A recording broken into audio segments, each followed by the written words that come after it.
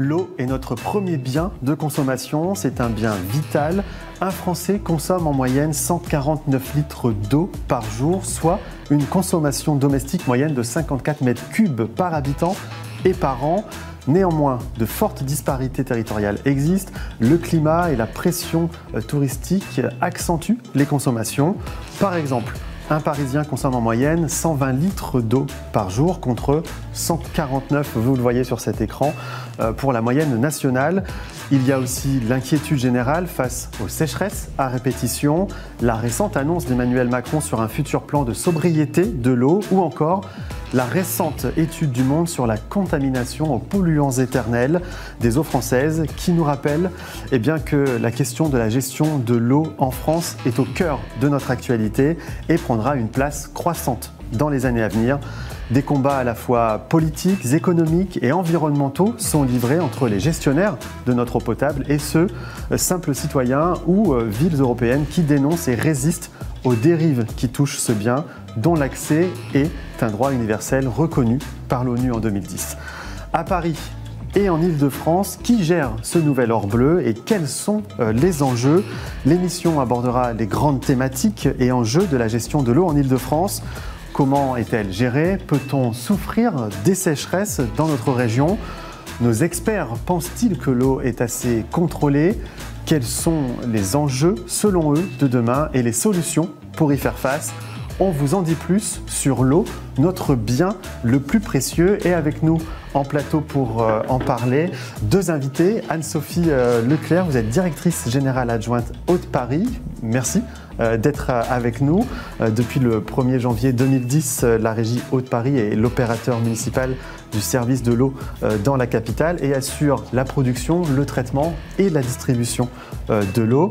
Et à vos côtés, Arnold Cotterman, vous êtes directeur général des services techniques du CEDIF, le syndicat des eaux d'Île-de-France. Merci d'être avec nous également. Alors le CEDIF est un établissement public, vous m'arrêtez si je me trompe, responsable du service public de l'eau potable pour le compte des communes ou intercommunalités de la région Île-de-France. Il sert notamment 4 millions environ d'habitants sur les 7 départements d'Île-de-France. Jusque-là, j'ai tout bon? Vous avez tout bon. Bon, parfait. Ce que je vous propose avant de commencer, c'est de tenter de comprendre comment l'eau est gérée en Île-de-France et les menaces qui pèsent sur cet or bleu. Mais avant cela, Marius est allé à votre rencontre justement pour vous poser une simple question. D'où vient l'eau que nous buvons? Écoutez. Hello 20 Minutes TV, connaissez-vous le chemin de l'eau depuis sa source jusqu'à votre robinet? On vous écoute. Chez toi, tu bois plutôt l'eau du robinet ou t'achètes des bouteilles? L'eau du robinet. Ok, et pourquoi? Elle est filtrée. Parce qu'en fait, on a installé un truc et c'est filtré. Okay. Mais avant, on achetait à la bouteille parce que sinon, c'était pas terrible le goût. C'était pas terrible? Ouais. Ouais, essentiellement robinet. Essentiellement robinet? Essentiellement robinet, ouais. Et pourquoi tu préfères? Parce qu'acheter des bouteilles, c'est relou, ça coûte un peu d'argent et surtout, c'est chiant à monter, ça remonte de la logistique et tout. C'est plus simple le robinet en général. Sans le gars qui a pas d'ascenseur. Voilà, c'est ça. 3e étage sans ascenseur, c'est relou. Au robinet. Robinet? Et en bouteille. Ah, alors, pourquoi en bouteille et pourquoi au robinet? J'aime pas l'eau du robinet. Ouais. Ça a un goût... Très calcaire. Ouais, non. Calcaire? Ouais, calcaire. Et du coup, toi, tu te dis quand même robinet? C'est moins cher? Ok. Moi, c'est beaucoup plus robinet parce que après la bouteille, moi, je trouve que ça c'est à peu près pareil. J'ai toujours été habitué, ma mère, elle m'a toujours habitué à boire l'eau du robinet, donc j'ai pas de souci avec ça. Eau du robinet? Ouais. Non, plus au robinet. Jamais acheté de bouteille, jamais compris le principe. Et alors, vas-y, pourquoi t'as pas compris le principe? Parce qu'en plus, niveau pollution, c'est pas ouf d'acheter des bouteilles alors que t'as une eau à Paris qui est complètement disponible gratuitement dans les robinets. Et voilà, je pense que c'est suffisant. Pour voir si tu bois de la Contrex et que... Est-ce que t'as soufflé pour remettre la mèche? Non, parce que j'avais un truc sur l'œil. Est-ce que tu connais le parcours de l'eau depuis sa source jusqu'à ton robinet? Absolument pas. Je l'ai étudié il fut un temps, mais je l'ai complètement oublié. Bravo, ça travaille bien en cours, ça. Ça travaille fort. C'est bien. Des usines de l'eau, je sais pas où ça sort l'eau, mais... C'est peut-être des usines de l'eau, je crois. Des tuyaux quoi, qui alimentent la ville et la France, tout ça en eau, parce qu'on a l'eau courante en France. Et une fois que l'eau elle est usée, est-ce que tu sais où elle va? Dans les égouts. Ok, et après? Je sais pas, elle est peut-être... On retrace tout le parcours. Je sais pas.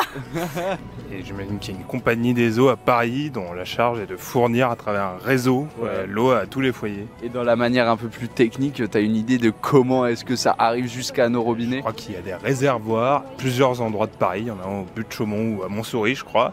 Et grâce à la gravité, ça se diffuse à la manière des châteaux d'eau dans tous les robinets de Paris. Les eaux usées, est-ce que tu sais où elles vont? Bah, j'imagine que ça va dans les égouts, après une usine de traitement des eaux usées, et après ça repart sur le marché. Ça, je pense que c'est une bonne réponse, il me semble.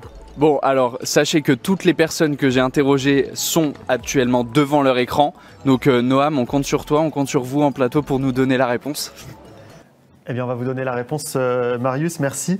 Alors, il y a deux choses dans ce micro-trotte, à Anne-Sophie, à Arnold. Majoritairement, donc, les gens boivent de l'eau du robinet. Et par contre, il y a une chose qui est un peu plus interpellante, c'est qu'ils ne savent pas forcément d'où vient cette eau. C'est-à-dire qu'on ouvre le robinet, mais on ne se pose pas la question de savoir d'où elle vient. Anne-Sophie, vos réactions par rapport à ça? Oui, c'est vrai que...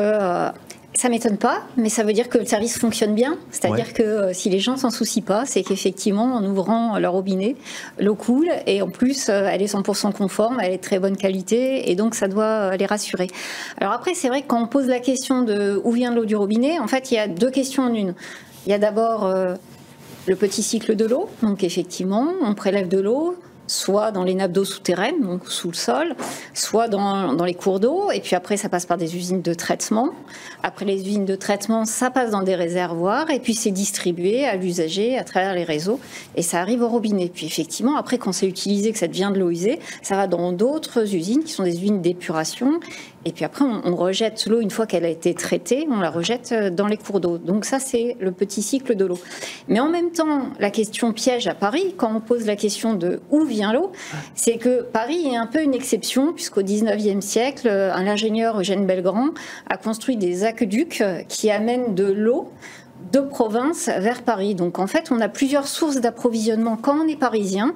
On a 50% des eaux qui viennent de la Seine ou de la Marne, donc de cours d'eau, mais on a aussi 50% qui vient de sources qui sont éloignées de Paris, à 150 km de Paris, en Normandie, en Bourgogne ou en limite de l'Île-de-France, en Seine-et-Marne. Et donc, en fait, il y a ces grands aqueducs qui amènent gravitairement de l'eau à Paris pour les Parisiens. C'est un peu l'exception de Paris, ce qui n'est pas le cas pour le CEDIF. Arnold vous le précisera juste après, qui prélève sur les cours d'eau.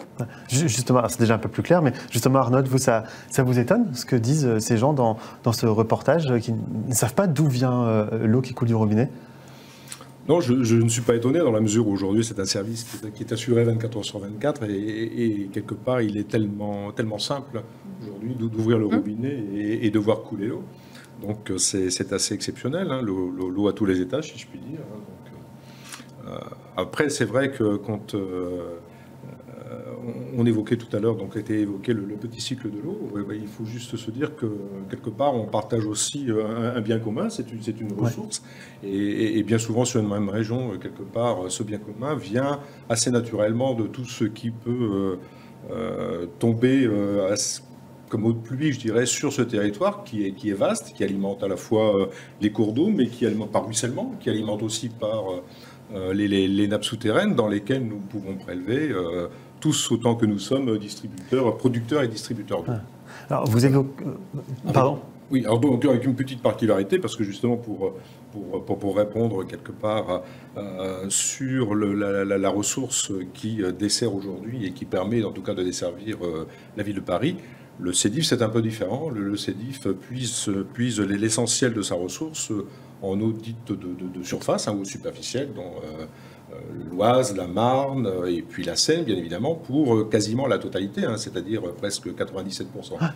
On voit bien que les ressources ne sont pas les mêmes d'un distributeur à un autre, que ce soit en Île-de-France ou que ce soit d'ailleurs partout en France. Et peu importe d'où provient l'eau, on verra que ce bien est en danger, qu'il faut le préserver, l'économiser et que chacun dans vos domaines, vous y travaillez évidemment. Vous parliez du petit cycle de l'eau, on a justement une petite vidéo faite par Haute-Paris qui explique très bien ça, regardez.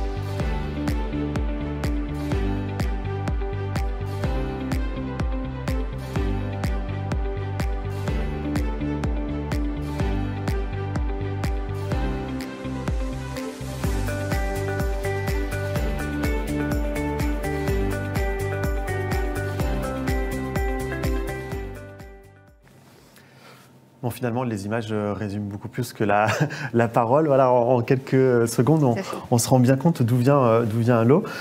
Comment sont choisis les endroits justement où l'eau est captée, où elle est puisée? Il y a des endroits plus stratégiques que d'autres. Je me dis qu'on ne peut pas puiser l'eau n'importe où.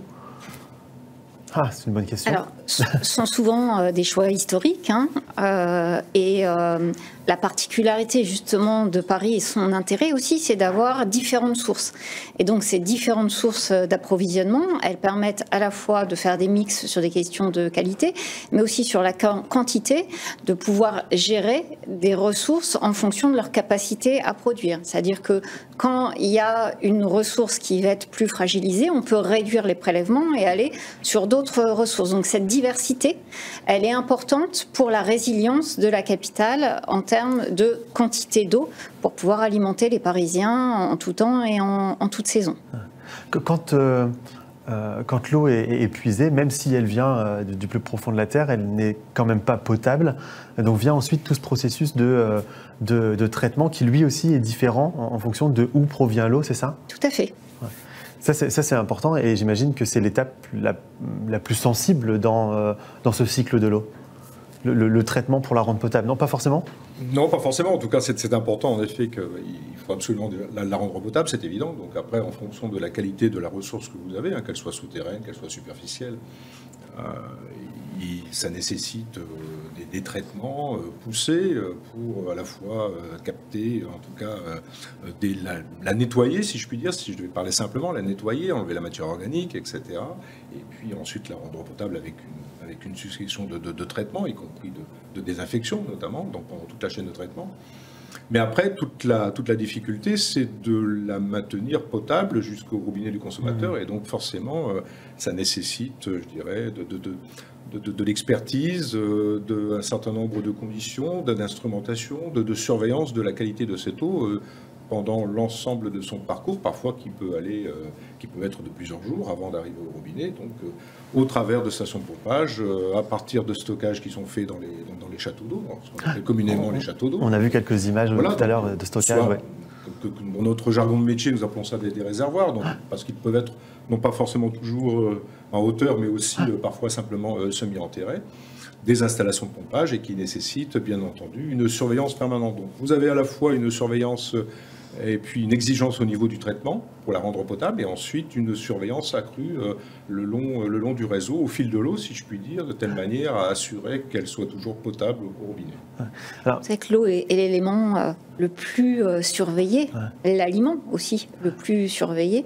Et c'est vrai que c'est ça qui permet de garantir 100% de conformité au robinet, et c'est rassurant pour effectivement les Parisiens, les Franciliens, de se dire qu'au robinet, ils sont sûrs d'avoir une eau de qualité qu'ils peuvent boire sans danger. Alors, d'ailleurs, si je peux me permettre, allez-y. C'est justement cette difficulté d'assurer la qualité sanitaire de l'eau, donc toujours de la matière potable, le long de son cheminement, alors que quelque part c'est relativement plus simple, je dirais, dès lors que vous l'avez embouteillée et qu'après vous la transportez d'une manière un peu différente, mais que vous l'avez embouteillée. Voilà. Et juste à côté de vous, vous avez justement une jolie carafe d'eau du robinet que nous sommes en train de consommer sur ce plateau. Merci. Très jolie carafe C'est d'eau de Paris. la carafe d'eau de Paris, effectivement, qui témoigne de notre politique de lutte contre le plastique. Et donc, on invite tout le monde à utiliser largement les carafes d'eau et l'eau du robinet. Faites comme nous, utilisez cette carafe. Alors, un tiers de la consommation de l'eau des Parisiens passe par une usine, celle d'Orly, où nous nous sommes rendus, où Thomas Bielich, notre journaliste, s'est rendu il y a quelques jours. Je vous propose de regarder ce reportage. Vous allez voir, vous allez vraiment comprendre grâce à ce reportage tout ce cheminement de l'eau et ce passage dans l'usine. Regardez. L'eau de Paris, elle est parfaitement potable, elle est d'excellente qualité, et avec l'usine qu'on vient d'inaugurer aujourd'hui avec la maire de Paris, elle n'a jamais été meilleure. Ce projet, du coup, s'intègre sur l'ancienne usine d'Orly, qui était donc une usine des années 1970. On prélève les eaux sur la Seine qui est derrière les arbres et on vient stocker du coup quasiment 2 jours d'autonomie sur un lac, on appelle ça la Darse. Ça permet de s'affranchir si jamais il y a une pollution de la Seine pour pouvoir du coup avoir l'usine qui traite l'eau en permanence pour pas avoir d'arrêt de production pour la région parisienne. Ça c'est l'eau qui est prélevée dans la Seine, qu'on comptabilise, et derrière on est sur de l'eau potable qui repart vers Paris. L'eau brute qui arrive de la Seine, qui est passée dans la Darse, qui est stockée, on va l'analyser en continu. Donc en fait derrière moi il y a une panoplie complète d'analyseurs qui nous permettent d'avoir la qualité d'eau en entrée de l'usine. Cela va nous permettre en fait de réguler nos réactifs et d'optimiser notre traitement pour avoir la meilleure qualité d'eau à la sortie de l'usine. Plus la Seine va devenir, on va dire, marron, donc avec beaucoup de matière en suspension, plus il va falloir mettre de réactifs pour pouvoir du coup éliminer et faire de l'eau vraiment pure. Visuellement, voilà, on le voit en plus bien comme il faut là. On a le foie qui est pris. Le but c'est d'envoyer cette matière de boue en bas et de récupérer que l'eau propre en partie haute du décanteur.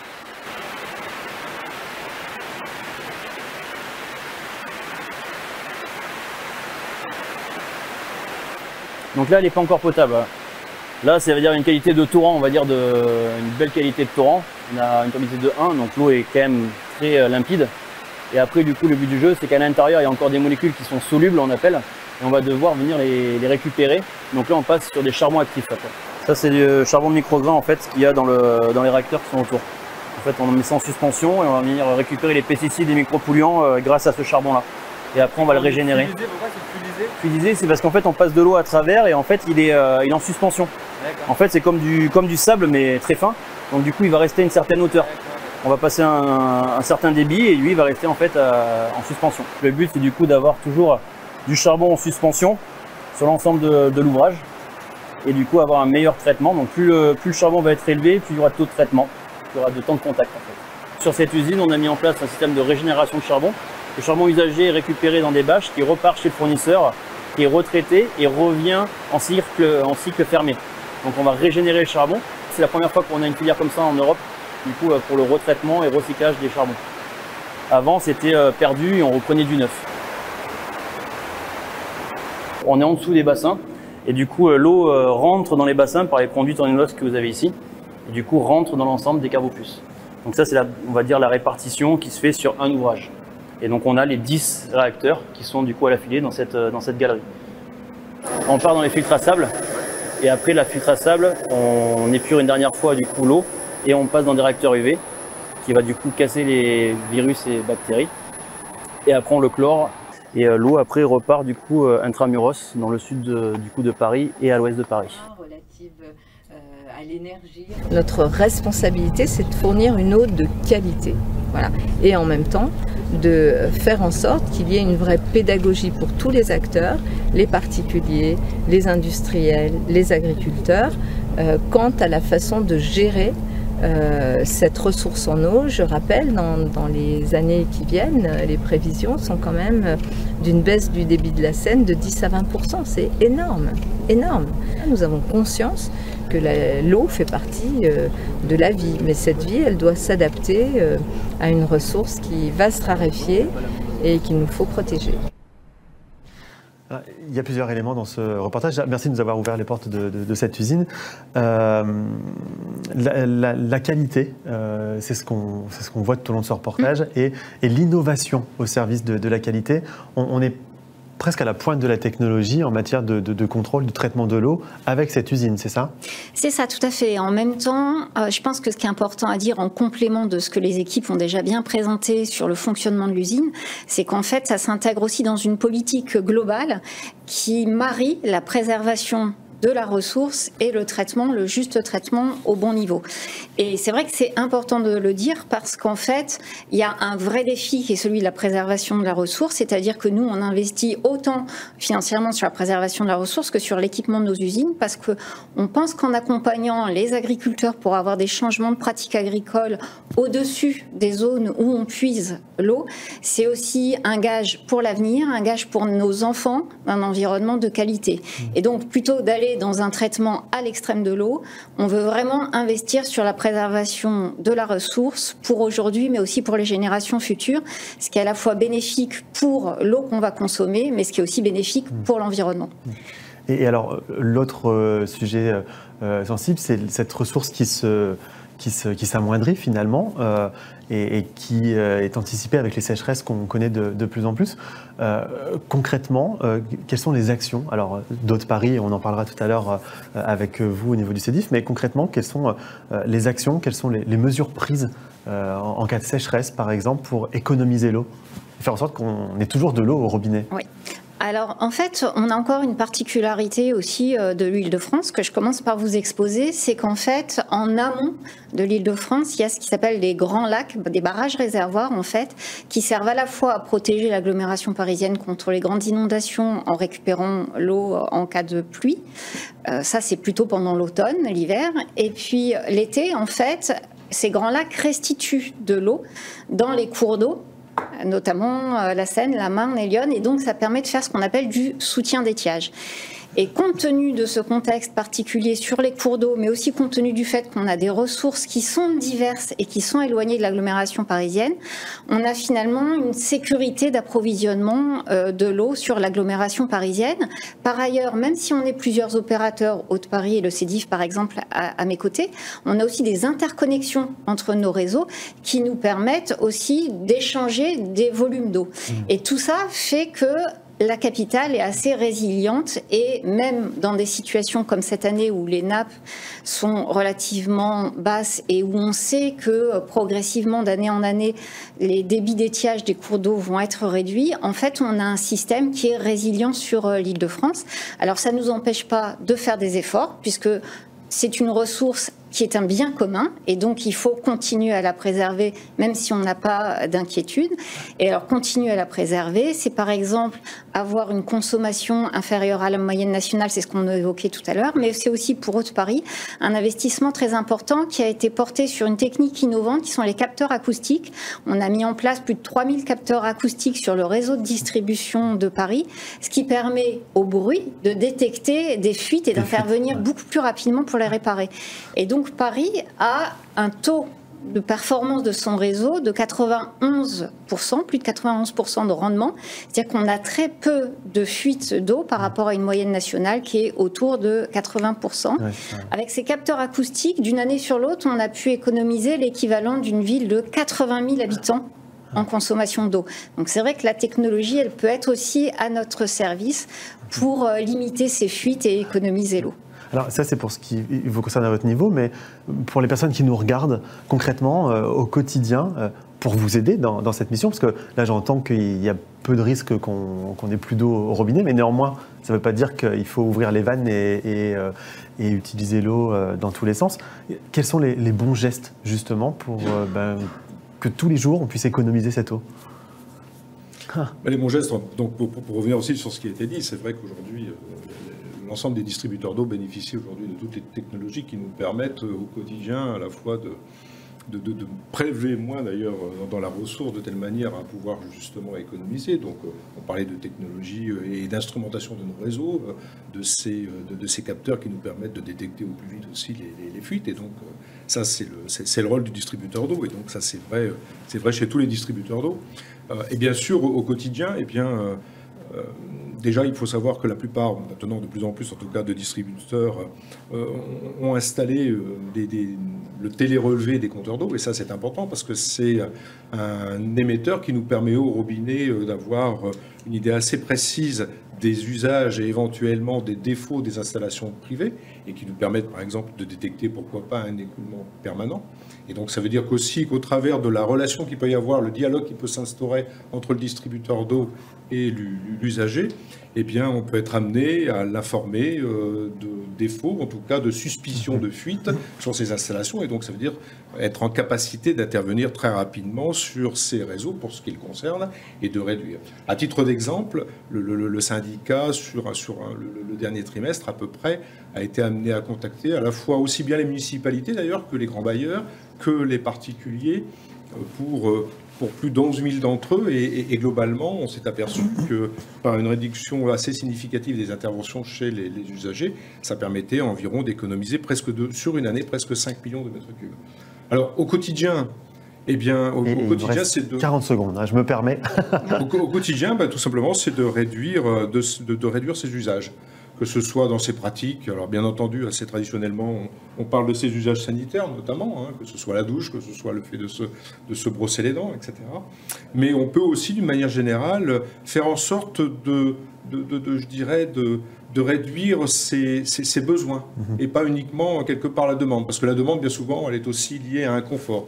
Et donc réduisons nos besoins, que ce soit y compris sur une excellente consommation de produits qui peuvent venir de l'exportation. Il y a une donnée historique qu'il faut vraiment avoir en tête. On va dépasser 30 secondes, mais on vous l'accorde. Sur Paris, on a déjà baissé de 30% en 40 ans la consommation d'eau potable par habitant. C'est-à-dire qu'en fait, on s'en rend pas forcément compte, mais il y a déjà eu une baisse très importante des consommations individuelles. On a aussi des appareils électroménagers qui consomment beaucoup moins aujourd'hui, et puis grâce aux politiques aussi d'éducation à l'environnement, d'éducation à l'eau auprès des enfants, c'est un levier pour pouvoir réduire des consommations individuelles.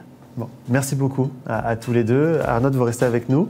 Anne-Sophie, vous êtes la bienvenue. Vous revenez quand vous voulez dans notre... On a encore plein de choses à se dire. On a beaucoup de choses à se dire. Il faudrait faire au moins 3 ou 4 émissions sur ce sujet. Merci beaucoup à tous les deux. Et on se retrouve dans un instant pour continuer à parler de cette thématique de l'eau, notre bien le plus précieux. À tout de suite.